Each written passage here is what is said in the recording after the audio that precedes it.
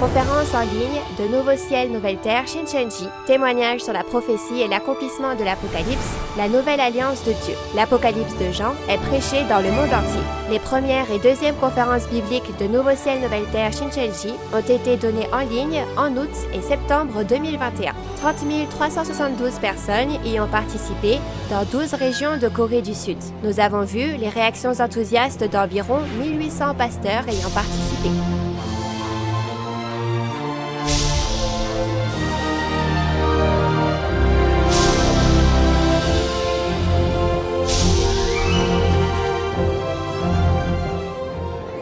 Et enfin, la parole de l'Apocalypse de Jean est ouverte pour la première fois en 2000 ans. Le président et les 12 chefs de tribu de Nouveau Ciel, Nouvelle Terre, Shincheonji vous dévoilent le secret du royaume des cieux de la Nouvelle Alliance, l'Apocalypse de Jean. Tous les lundis et jeudis, du 18 octobre au 27 décembre, les conférences en ligne de Nouveau Ciel, Nouvelle Terre, Shincheonji sont diffusées en direct dans le monde entier. Nous vous invitons à suivre le témoignage sur la prophétie et l'accomplissement de l'Apocalypse, la nouvelle alliance de Dieu. Bienvenue à tous les pasteurs, séminaristes et fidèles du monde entier qui assistent à la conférence en ligne de Nouveau Ciel, Nouvelle Terre, Shincheonji, témoignage sur la prophétie et l'accomplissement de l'Apocalypse, la nouvelle alliance de Dieu. Je suis Pam Jun Pak et je serai votre présentateur aujourd'hui. Tout d'abord, je tiens à remercier tous ceux qui sont venus à la conférence en ligne de Nouveau Ciel, Nouvelle Terre, Shincheonji. J'espère que vous passerez un temps précieux, de grande grâce et de réalisation, en recevant aujourd'hui le témoignage des prophéties de l'Apocalypse et de leur accomplissement à travers les paroles qui vont suivre. Nous allons d'abord prier, puis nous commencerons la conférence d'aujourd'hui. Dieu le Père qui est saint, plein d'amour et de grâce, nous vous remercions d'avoir rassemblé nos cœurs et de nous avoir guidés aujourd'hui afin que nous puissions glorifier le Père dans la précieuse vérité avec la conférence en ligne intitulée « Témoignage sur la prophétie et l'accomplissement de la nouvelle alliance de Dieu » accordée par le ciel. Aujourd'hui, alors que toutes les prophéties de Jésus qu'il a promises il y a environ 2000 ans se sont accomplies, en ce temps, remplissez-nous de la sagesse du ciel à travers la parole de témoignage sur la prophétie et l'accomplissement de l'Apocalypse qui est prêchée à tous les membres de la famille de la foi qui espèrent aller au royaume des cieux, et accordez-nous les yeux pour voir, les oreilles pour entendre et le cœur pour réaliser. Pour nous tous, qui espérons le royaume des cieux et la vie éternelle, qui s'accompliront selon l'alliance de Dieu et de Jésus et leurs paroles, veuillez faire de ce temps un moment précieux pour réaliser à nouveau le dessein de Dieu et notre espoir à nous, croyants. En particulier, donnez en abondance la sagesse, la puissance et les paroles de force du ciel au chef de la tribu qui témoignera de la parole aujourd'hui. Et s'il vous plaît, faites-en un temps précieux pour rendre gloire à notre Père dans le ciel. Nous remettons ce temps entre les mains du Père du début à la fin et nous prions au nom de Jésus qui est saint et qui nous a fait passer de la mort à la vie. Amen. Nous tenons à vous informer que cette conférence en ligne se déroule dans le strict respect des règles de sécurité sanitaire et de distanciation sociale. Il est maintenant temps d'écouter la parole de vie. Aujourd'hui, nous allons écouter les paroles d'Apocalypse 16. Nous allons accueillir Won-guk Kim, le chef de la tribu de Philippe, qui délivrera la parole.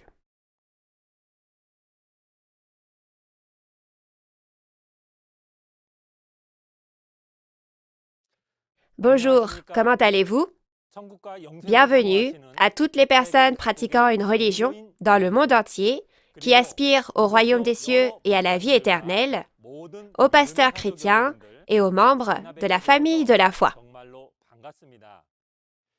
Au nom de Jésus, je prie pour que tous ceux qui sont avec nous ici soient remplis de la grâce et de l'amour de Dieu. Je suis Won-guk Kim, le chef de la tribu de Philippe de Nouveau Ciel, Nouvelle Terre, Shincheonji, établi au nom de Philippe, un disciple de Jésus. Tout d'abord, je voudrais vous remercier grandement d'avoir pris du temps, malgré votre emploi du temps chargé, et d'avoir assisté à la conférence en ligne sur la parole de Nouveau Ciel, Nouvelle Terre, Shincheonji. J'espère vraiment que vous obtiendrez une réalisation précieuse grâce aux paroles de promesse de la Bible et que nous marcherons tous ensemble sur le chemin qui mène au royaume des cieux. Maintenant, Permettez-moi de témoigner clairement de ce que Jésus a prophétisé en parabole dans la Bible et de la réalité qui s'est accomplie selon la prophétie quand le temps est venu.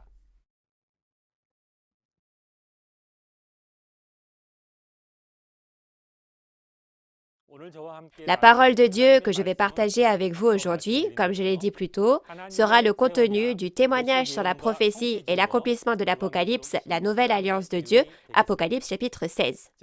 Je crois que vous avez reçu beaucoup de grâce et que vous avez beaucoup réalisé après avoir écouté les paroles du chapitre 15 de l'Apocalypse la dernière fois. Alors passons maintenant au chapitre 16. Tout d'abord, le titre du chapitre 16 est « Les 7 coupes de la colère ». Les 7 coupes de la colère. Lisons le titre ensemble d'une seule voix, « Les 7 coupes de la colère ». Apocalypse chapitre 16 parle des coupes qui jugent les traîtres qui ont rompu l'alliance avec Dieu et les destructeurs qui ont dévoré ce peuple élu qui a trahi.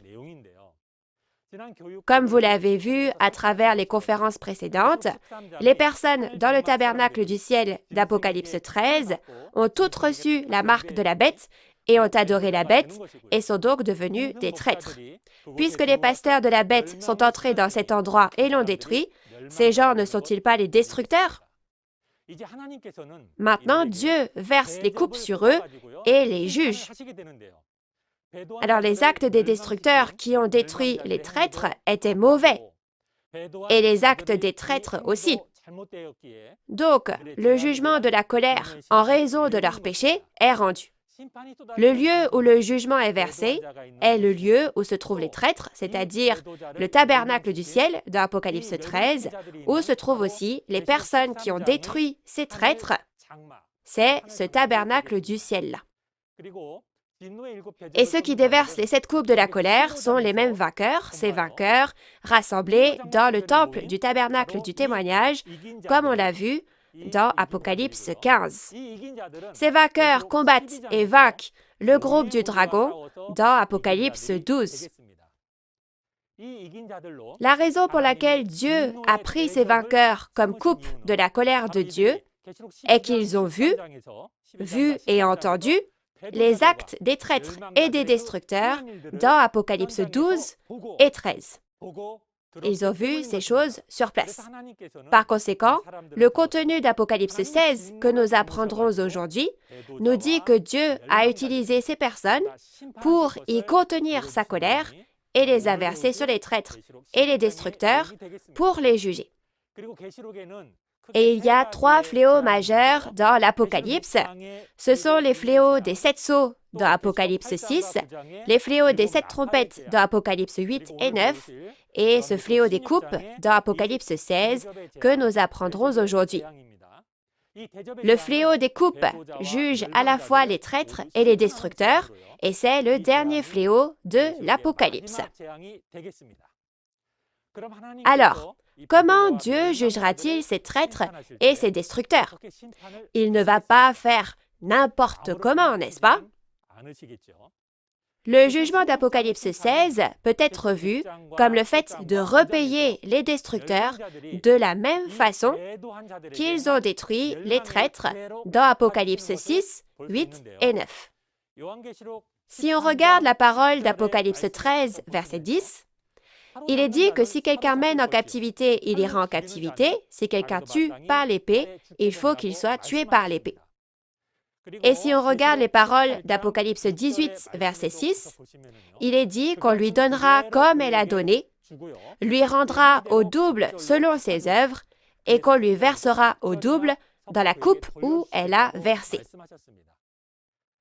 Puisque les destructeurs appartenant à Satan ont dévoré le tabernacle de Dieu et l'ont détruit dans Apocalypse 8 et 9, maintenant, dans Apocalypse 16, ils seront détruits de la même manière et seront détruits et disparaîtront tout comme eux.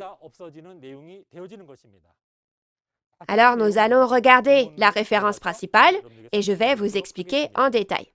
Le résultat du fait de verser les coupes et de juger de cette manière est que divers fléaux s'abattent sur les traîtres et les destructeurs, que Babylone la Grande est divisée en 3 parties et que les villes des nations tombent. Alors passons maintenant à la référence principale et regardons chaque point en détail. Lisons tous ensemble les paroles d'Apocalypse 16, 1 et 2. Et j'entendis une voix forte qui venait du temple et qui disait aux 7 anges, « Allez et versez sur la terre les 7 coupes de la colère de Dieu. » Le premier alla, et il versa sa coupe sur la terre, et un ulcère malin et douloureux frappa les hommes qui avaient la marque de la bête et qui adoraient son image. Vous avez tous bien lu? Au verset 1, une voix forte qui venait du temple leur dit de verser les 7 coupes de la colère sur la terre. Ce temple est le temple du tabernacle du témoignage où les vainqueurs se rassemblent dans Apocalypse 15. Parce que Dieu est avec le temple du tabernacle du témoignage, la voix dans ce temple est la voix de Dieu. Ceux qui ont combattu et vaincu la bête sont devenus les coupes de Dieu, remplies de la colère de Dieu. Alors, quelle est cette terre où la colère est versée? Si vous regardez la parole d'Apocalypse 13, verset 3, il est dit que toute la terre est stupéfaite et suit la bête. Et au verset 8, il est dit que la terre adore la bête. Et si vous regardez la parole de Jérémie 17, verset 13, il est écrit que ceux qui se détournent du Seigneur seront inscrits sur la terre.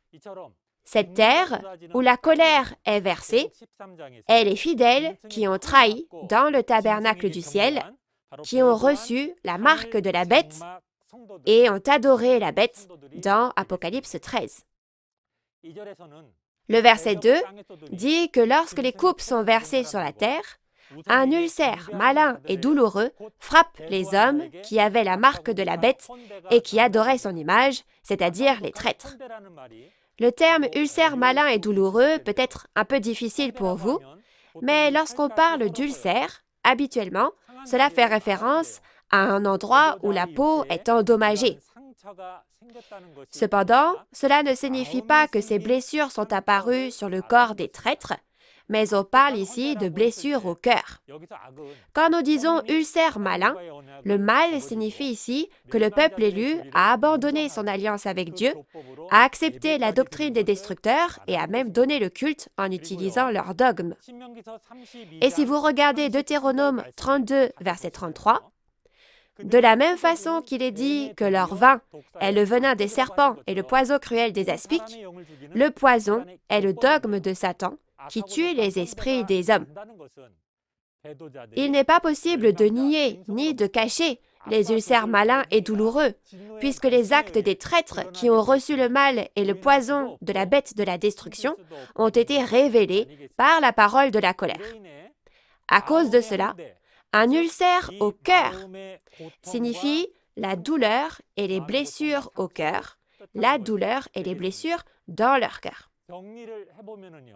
Pour récapituler, le point clé du fléau de la première coupe est qu'ils ont déversé la parole de la colère de Dieu, la parole de la colère de Dieu sur la terre, et ainsi le fait que le peuple élu du tabernacle a, comme Adam, abandonné Dieu, a servi les faux pasteurs et a accepté la fausse doctrine du serpent, soit leurs actions de trahison, a été révélée au grand jour. Maintenant, lisons ensemble les paroles d'Apocalypse 16, verset 3. Le second versa sa coupe dans la mer, et elle devint du sang, comme celui d'un mort, et tout être vivant mourut, tout ce qui était dans la mer. Au verset 3, la deuxième coupe a été versée dans la mer. La mer en parabole dans la Bible, si vous regardez dans la parole de Daniel 7, versets 2 et 3 et versets 15 à 17 de l'Ancien Testament, une bête sort de cette mer. Et il est dit que c'est le roi qui vient du monde. La mer est le monde, et en particulier, c'est le monde gouverné par Satan. De plus, cela fait référence à la bête à 7 têtes et 10 cornes qui est sortie de la mer dans Apocalypse 13, les destructeurs. Ça parle de ces destructeurs. Et les créatures vivantes dans la mer se réfère à tous les membres d'Église du monde, y compris les fidèles du tabernacle appartenant à la bête. Parce que l'eau de mer est comme la vie pour les créatures vivantes dans la mer. Donc l'eau de mer dans ce texte fait référence à la doctrine des faux pasteurs que les membres d'Église du monde prennent pour de l'eau potable spirituelle. Cependant, il est dit que lorsque la coupe de la colère est déversée sur la mer devient comme le sang d'un mort. Cela signifie que lorsque les faux pasteurs sont jugés par la parole de Dieu, les doctrines de Satan qu'ils prophétisent sont révélées comme étant de la fausse vérité sans vie comme le sang des morts. Par conséquent, le point clé du fléau de la deuxième coupe est que la doctrine des faux pasteurs, les destructeurs, est révélée comme étant la fausse vérité sans vie et que les fidèles qui écoutaient la prédication du destructeur n'écouteront plus la fausse doctrine qui a été exposée comme étant la fausse vérité. Ensuite, nous allons lire ensemble les versets 4 à 7 de la référence principale. Le troisième versa sa coupe dans les fleuves et dans les sources d'eau, et ils devinrent du sang. Et j'entendis l'ange des eaux qui disait, « Tu es juste, toi qui es et qui étais, tu es saint, parce que tu as exercé ce jugement. Car ils ont versé le sang des saints et des prophètes, et tu leur as donné du sang à boire, ils en sont dignes. Et j'entendis l'autel qui disait, « Oui, Seigneur Dieu Tout-Puissant, tes jugements sont véritables et justes. » La troisième coupe est le contenu de l'ange versant la coupe de colère sur les fleuves et dans les sources d'eau, transformant l'eau en sang et donnant ce sang à boire à l'ennemi. Tout comme l'eau nous donne la vie, dans la Bible, Dieu compare la parole qui nous donne la vie éternelle à de l'eau. La source, soit la source d'eau, est comme le pasteur qui témoigne de la parole, et le fleuve qui coule de la source représente les évangélistes qui prêchent la parole. Ainsi, en regardant les paroles de Jean 7, verset 38, Jésus a dit que celui qui croit en moi, des fleuves d'eau vive couleront de son sein. Également, dans Apocalypse 8, des sources d'eau et des fleuves ont été jugés au son de la troisième trompette.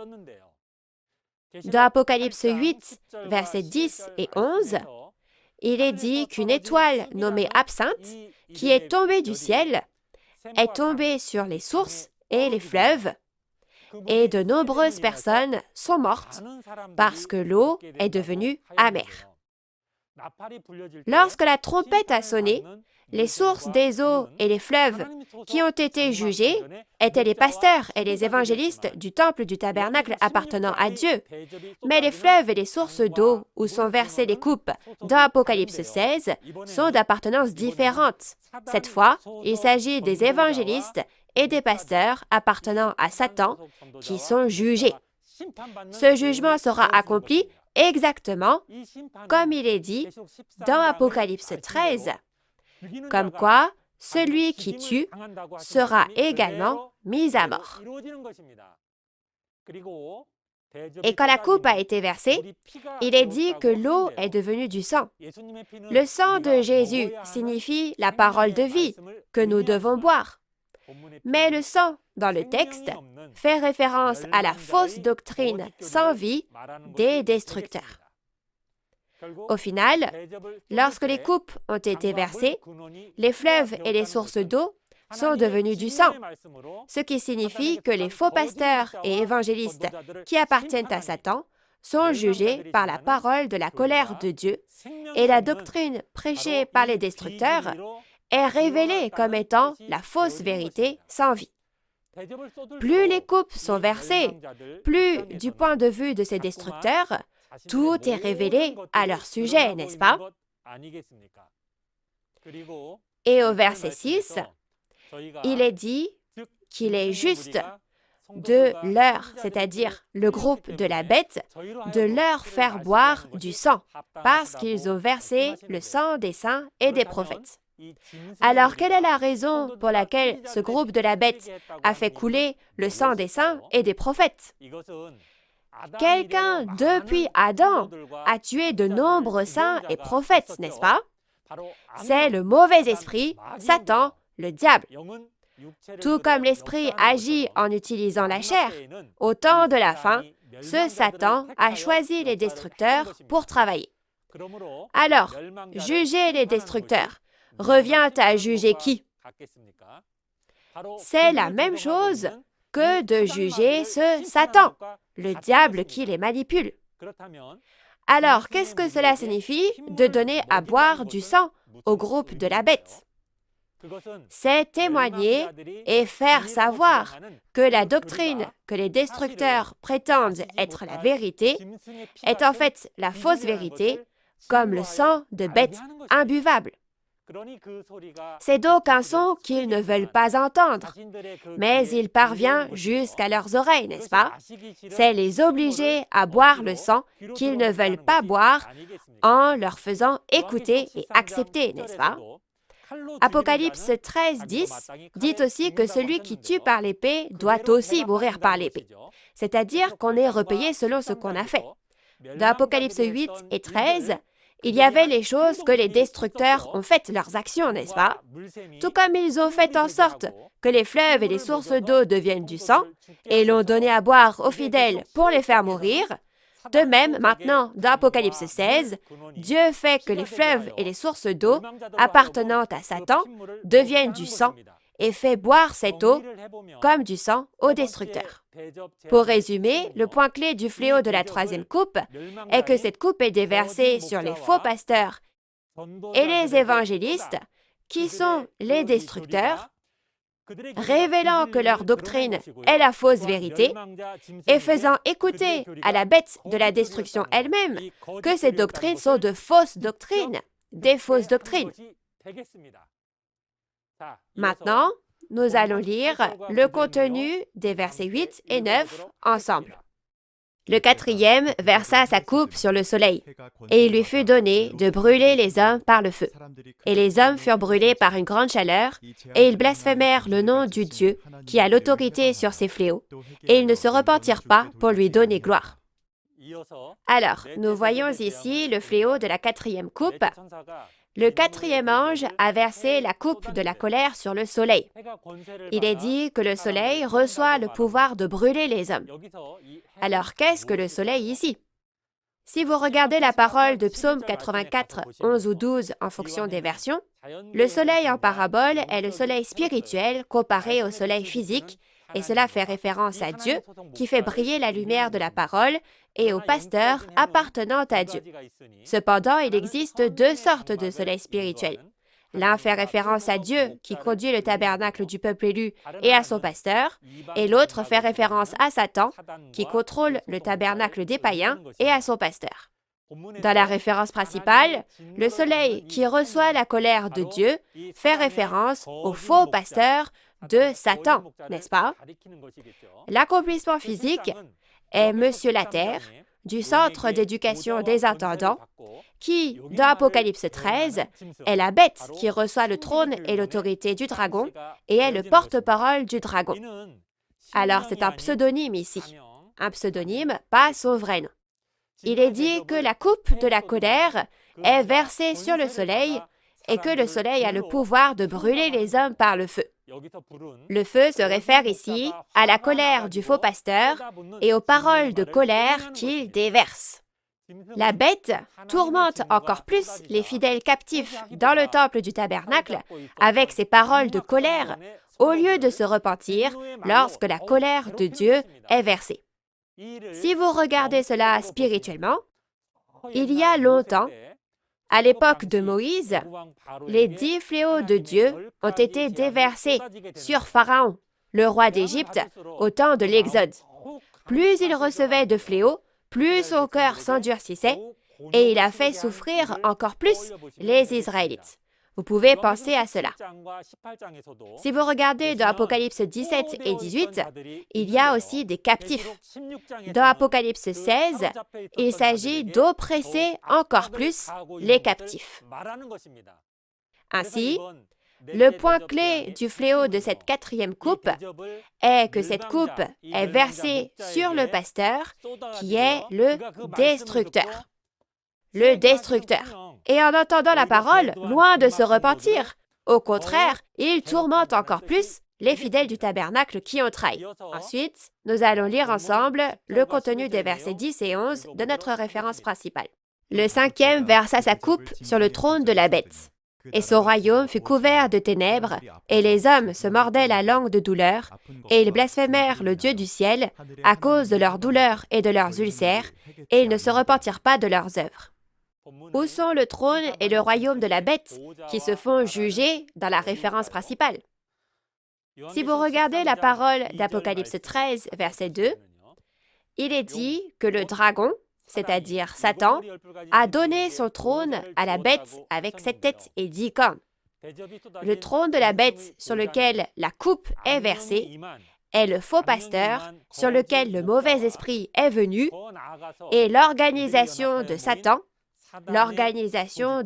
qu'ils forment en s'unissant tous ensemble. Leur réalité est le centre d'éducation des intendants.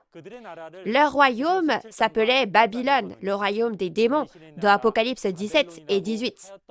Dans Apocalypse 12, l'enfant à la verge de fer combat et vainc le dragon et les destructeurs qui lui appartiennent. Ainsi, à partir de ce moment, Dieu jugera le royaume du dragon et de la bête avec les vainqueurs. Que signifie le fait que lorsque la coupe de la colère est versée, le royaume et le trône de la bête sont couverts de ténèbres et obscurcis? Si vous regardez dans Jean 1, versets 1 à 4, la lumière est la parole de Dieu. Donc, les ténèbres seront à l'opposé, n'est-ce pas? Juger les destructeurs avec la parole de la colère de Dieu signifie que les doctrines des destructeurs sont révélées être la fausse vérité, de sorte qu'ils ne peuvent plus prétendre que c'est la vérité. Dans le passé, le peuple élu du royaume de Dieu a été envahi par les destructeurs et ils n'ont plus pu dire la vérité et se sont obscurcis. Mais maintenant, c'est l'organisation des destructeurs qui est jugée par Dieu et s'obscurcit. Après avoir versé le fléau de cette cinquième coupe, les fidèles du tabernacle qui appartiennent aux destructeurs se mordent la langue et blasphèment Dieu à cause de leurs douleurs et de leurs ulcères. Ici, leurs douleurs et leurs ulcères signifient qu'ils apprennent qu'ils ont reçu les fausses doctrines des destructeurs et comme leur faute a été exposée au monde, c'est la blessure et l'inquiétude dans leur cœur qui en résultent. Malgré cela, comme au temps de Noé et de Lot, ils ne se repentent pas de leurs erreurs et au contraire, ils blasphèment Dieu, n'est-ce pas? Bien que dans les chapitres 2 et 3 d'Apocalypse, on ait également envoyé des lettres, les fidèles dans le tabernacle ne se sont pas repentis. Même après avoir sonné de la trompette dans les chapitres 8 et 9, ils ne se sont pas repentis jusqu'à la fin. Et même dans Apocalypse 16, ils ne se sont toujours pas repentis. Le point clé de ce fléau de la cinquième coupe est qu'en jugeant les destructeurs avec la parole de la colère de Dieu, la doctrine des destructeurs s'est avérée être la fausse vérité, ce qui signifie qu'elle ne peut plus être revendiquée comme la vérité. Et les fidèles du tabernacle qui ont trahi, qui sont devenus un avec les destructeurs, ne se sont pas repentis, même si leurs fautes ont été exposées de cette manière. Ensuite, lisons le contenu des versets 12 à 16 de la référence principale. Le sixième versa sa coupe sur le grand fleuve, l'Euphrate, et son eau tarit, afin que le chemin des rois venant de l'Orient fût préparé. Et je vis sortir de la bouche du dragon, et de la bouche de la bête, et de la bouche du faux prophète, 3 esprits impurs, semblables à des grenouilles. Car ce sont des esprits de démons qui font des prodiges et qui vont vers les rois de toute la terre afin de les rassembler pour le combat du grand jour du Dieu Tout-Puissant. Voici, je viens comme un voleur. Heureux celui qui veille et qui garde ses vêtements, afin qu'il ne marche pas nu et qu'on ne voit pas sa honte. Ils les rassemblèrent dans le lieu appelé en hébreu Armageddon. L'Euphrate, dans la référence principale, est un lieu en parabole qui fait référence à la région où le quatrième fleuve coulait du Jardin d'Éden en Orient à l'époque d'Adam, dans Genèse chapitre 2, verset 14. Dans Apocalypse 9, verset 14, c'était l'endroit où les 4 anges qui ont péché, soit Satan le diable, étaient liés, n'est-ce pas? Résultat, c'est un mot faisant référence au repère de Satan, et l'Euphrate est précisément ce quartier général des activités des destructeurs, et son accomplissement physique est le centre d'éducation des intendants. Et le fleuve Euphrate fait référence aux faux pasteurs qui leur appartiennent, et l'eau du fleuve est précisément la fausse doctrine que ces pasteurs prêchent. On dit que la coupe de la colère est versée sur l'Euphrate et que son eau tarit. C'est le jugement des destructeurs qui ont enseigné et donné à manger la fausse vérité.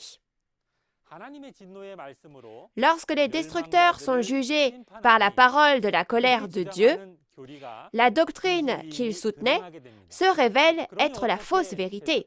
Alors, que s'est-il passé? Cette colère n'est-elle pas en train de pointer leur faute? Ainsi, les mots qui coulaient de leur bouche comme l'eau d'un fleuve ne peuvent plus être dits.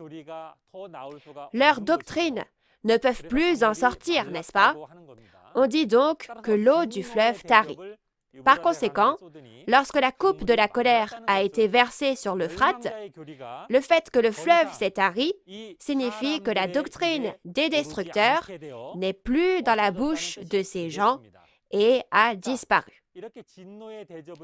Ainsi, à travers cette coupe de la colère, la doctrine des destructeurs a été révélée comme étant la fausse vérité et les eaux de l'Euphrate se sont taries. Donc maintenant, il y a ceux qui sortent du lieu où ils étaient captifs. Ce sont précisément les rois dont on dit dans la référence principale qu'ils viennent de l'Orient, car l'eau du fleuve Euphrate est tarie. Ils ne pouvaient pas sortir à cause de la doctrine, mais quand ils réalisent la parole, ils finissent par sortir, n'est-ce pas? Premièrement, l'Orient fait référence à l'endroit où le soleil se lève. Dans la Bible, Dieu est aussi appelé soleil. Puisque la lumière est la parole de Dieu, l'Orient dans le texte fait référence au lieu où l'œuvre de Dieu a commencé. Ce n'est pas la région géographique de l'Orient ou de l'Occident dont on parle ici. Ces rois de l'Orient sont le peuple élu de Dieu qui est revenu de sa captivité à Babylone. Dans la parole de 1 Pierre, chapitre 2, verset 9, cela fait référence à l'apparition du sacerdoce royal de Dieu, les personnes qui deviendront les prêtres de Dieu. Lorsque les doctrines des faux pasteurs, comme l'eau de l'Euphrate, sont exposées comme étant la fausse vérité, ils sont libérés des destructeurs qui les retenaient captifs et se rendent au temple du tabernacle du témoignage où Dieu est venu. En ce temps-là, la parole de témoignage devient le chemin qui les guide, n'est-ce pas? Ils sortent en suivant le chemin de la parole. Si nous regardons cet événement spirituellement, c'est la même chose que dans Exode 14, quand les Israélites menaient une vie de labeur sous le roi d'Égypte, Pharaon, et que Dieu a asséché la mer Rouge et les a fait traverser à pied. Ainsi, le point clé du fléau de la 6e coupe est que cette coupe est déversée sur le quartier général des activités des destructeurs et leurs doctrines sont révélées comme étant la fausse vérité. Et à cause de cela, les doctrines des destructeurs disparaissent toutes et la parole de témoignage devient le chemin qui permet de sortir de cette Babylone vers le temple du tabernacle du témoignage. 3 esprits impurs, comme des grenouilles, sortent maintenant de la bouche du dragon, de la bête et du faux prophète. Alors, qu'est-ce que cela signifie que des esprits de démons sont sortis de la bouche des faux pasteurs? Les mots sont le moyen de transmettre les pensées de l'esprit. Et si vous regardez la parole de 1 Corinthiens 3, verset 9, il est dit que le cœur de l'homme est la maison dans laquelle l'esprit habite. Que ce soit un esprit saint ou un mauvais esprit, l'esprit agit à travers les paroles qui sortent du cœur de la personne qu'il a choisie comme demeure. Dans la référence principale, il est dit que les esprits de démons sortent de leur bouche. Et il est dit que les esprits de démons rassemblent les rois de toute la terre pour faire la guerre contre Dieu. Les vainqueurs ne servent-ils pas maintenant de coupe pour déverser la colère de Dieu sur les traîtres et les destructeurs? C'est comme si c'était la guerre, n'est-ce pas? Mais parce que les bêtes n'ont pas pu vaincre et sont maintenant le dos au mur, n'est-ce pas pour ça qu'elles essayent de rassembler leurs forces dans le monde entier? Ils demandent de l'aide, n'est-ce pas? Et il est écrit qu'ils vont vers les rois de toute la terre afin de les rassembler. Alors, qui sont ces rois? Tout comme il y a l'expression sacerdoce royal, prêtre comme des rois, dans la Bible, le roi ou le souverain fait référence au pasteur qui règne sur les fidèles. En d'autres termes, les rois du monde sont les pasteurs du monde, les pasteurs de ce monde. Ce sont les soldats du diable qui ont été appelés à lutter contre Dieu, n'est-ce pas? Où sont appelés et rassemblés ces rois de la terre pour faire la guerre? Ils sont appelés et rassemblés à Armageddon, la guerre d'Armageddon. Certains d'entre vous en ont peut-être entendu parler. Comme tous les rois de la terre se rassemblent pour combattre, est-ce la Troisième Guerre mondiale? Ou est-ce la guerre nucléaire? Peut-être que certains d'entre vous pensaient ainsi. En fait, la région appelée Armageddon était un champ de bataille où Israël et les païens se sont battus dans les temps anciens. C'est un endroit où les guerres étaient très fréquentes à l'époque de l'Ancien Testament, et au verset 16, le nom du lieu physique d'Armageddon est utilisé en parabole. Il n'y a pas vraiment de guerre là-bas. Armageddon, où Israël a mené de nombreuses guerres, est utilisé en parabole pour désigner le champ de bataille spirituel où les rois de la terre se rassemblent et se battent. On parle d'un champ de bataille spirituel. Comme il y a une guerre qui a lieu là où les coupes sont versées, le tabernacle du ciel d'Apocalypse 13 peut être appelé le champ de bataille spirituel, soit Armageddon, n'est-ce pas? Les bêtes essayent de rassembler leurs soldats sur ce champ de bataille. Elles leur demandent de les aider dans cette guerre. Vous comprenez? Et de plus, partout où cette Babylone, les rois de toute la terre de Babylone et les personnes de devoir du temple du tabernacle du témoignage combattent, cela peut être appelé Armageddon. En conclusion, Armageddon dans Apocalypse 16 est un Armageddon spirituel. Et c'est un champ de bataille spirituel où combattent les rois de toute la terre, de la Babylone spirituelle et les personnes de devoir du temple du tabernacle du témoignage. Ensuite, lisons ensemble d'Apocalypse 16, verset 17 jusqu'au dernier verset.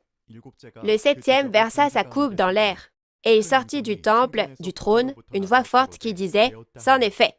Et il y eut des éclairs, des voix, des tonnerres et un grand tremblement de terre, tel qu'il n'y avait jamais eu, depuis que l'homme est sur la terre, un aussi grand tremblement. Et la grande ville fut divisée en 3 parties, et les villes des nations tombèrent, et Dieu se souvint de Babylone la grande pour lui donner la coupe du vin de son ardente colère. Et toutes les îles s'enfuirent, et les montagnes ne furent pas retrouvées. Et une grosse grêle, dont les grêlons pesaient 1 talent, tomba du ciel sur les hommes, et les hommes blasphémèrent Dieu à cause du fléau de la grêle, parce que ce fléau était très grand. Maintenant, la 7e et dernière coupe a été versée dans l'air. Verser dans l'air signifie diffuser la vérité concernant les traîtres et les destructeurs à travers les rumeurs, soit les médias.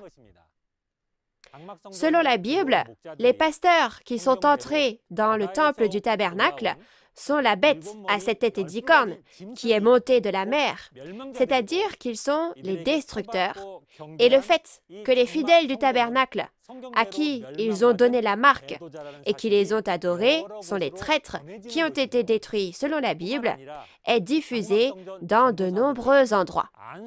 Non seulement ça, mais aussi leurs actes illégaux, comme le fait d'établir les évangélistes du temple du tabernacle en tant que pasteurs presbytériens avec une simple ordination, se sont répandus dans tout le pays à travers les livres et les médias, n'est-ce pas? Le son de ce témoignage passe de bouche à oreille et se diffuse largement. Et les répercussions ont été bien plus grandes que pour n'importe quelle autre coupe versée.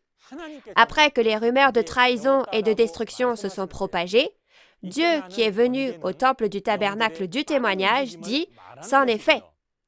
Et à ce moment, les éclairs se réfèrent au mouvement rapide des esprits et les voix et les tonnerres se réfèrent aux paroles de jugement et de la colère de Dieu. De plus, le grand tremblement de terre signifie que les cœurs des fidèles, qui appartiennent à la bête de la destruction et qui sont tombés dans un sommeil spirituel, sont ébranlés. Ils croyaient que la dénomination à laquelle ils appartenaient était l'orthodoxie sûre, où il y avait le salut. Mais quand ils ont découvert que c'était l'endroit où Satan travaillait, ils n'ont pu qu'être troublés, ébranlés dans leur cœur, n'est-ce pas?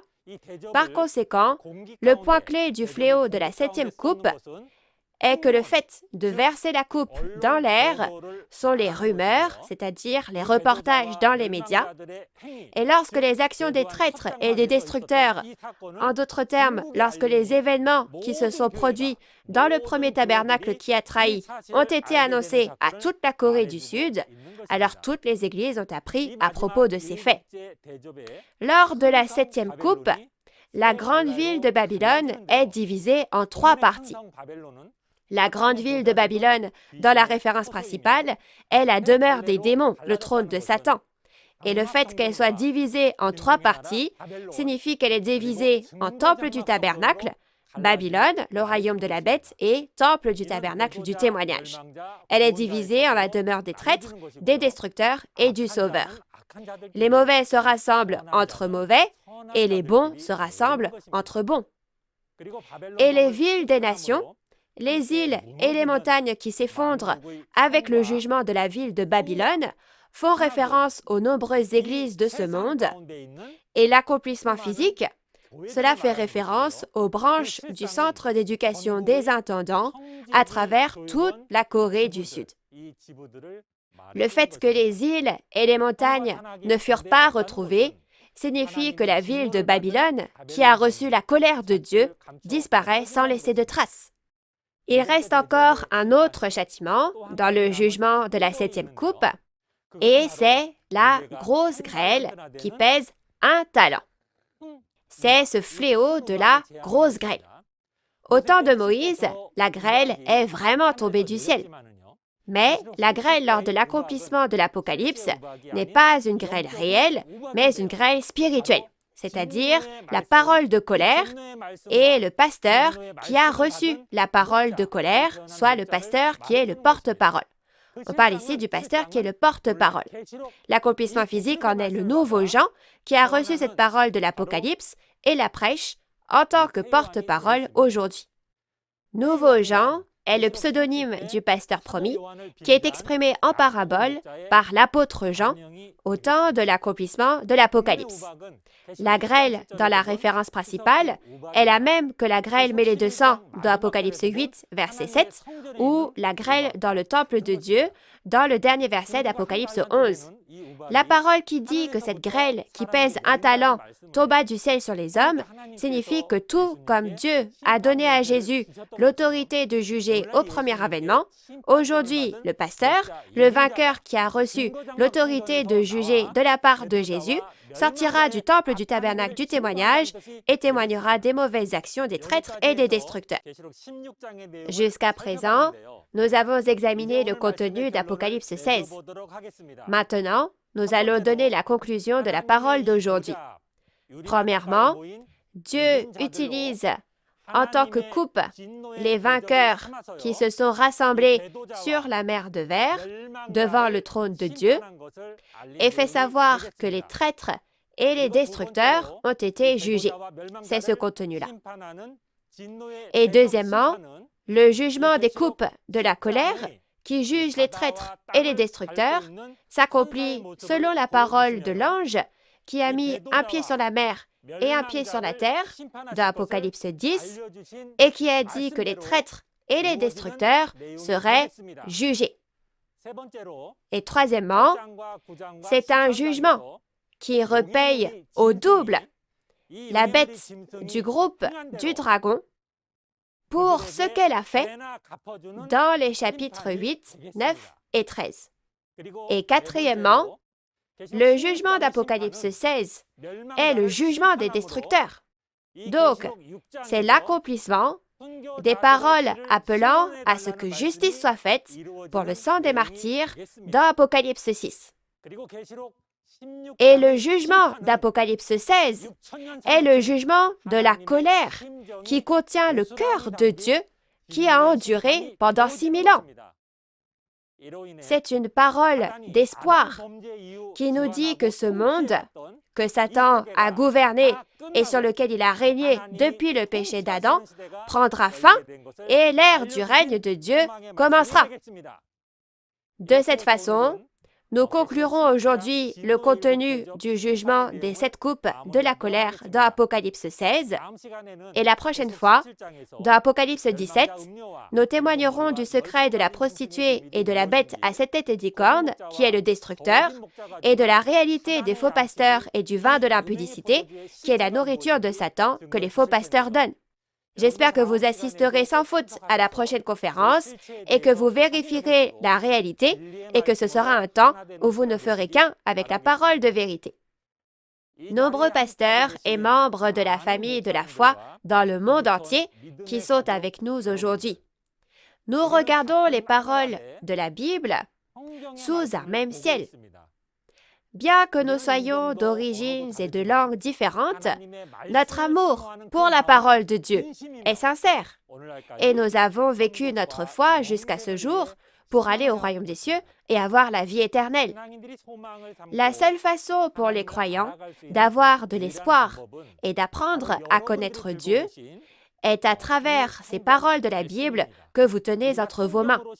Puisque nous avons commencé notre foi avec la Bible, nous devons vivre notre foi selon la Bible pour accomplir notre espoir. J'espère que nous pourrons croire aux prophéties et à l'accomplissement physique de l'Apocalypse de la Nouvelle Alliance et entrer ensemble dans le royaume des cieux que nous espérons. Chers auditeurs, le pasteur promis de Nouveau Ciel, Nouvelle Terre, Shincheonji, a tout vu sur place, là où l'Apocalypse s'est accompli. Et parce qu'il a reçu l'ordre de prêcher, il n'a cessé de témoigner à toutes les églises du monde jusqu'à maintenant. Il travaille également pour la paix dans le monde, afin de mettre en pratique les enseignements de Jésus.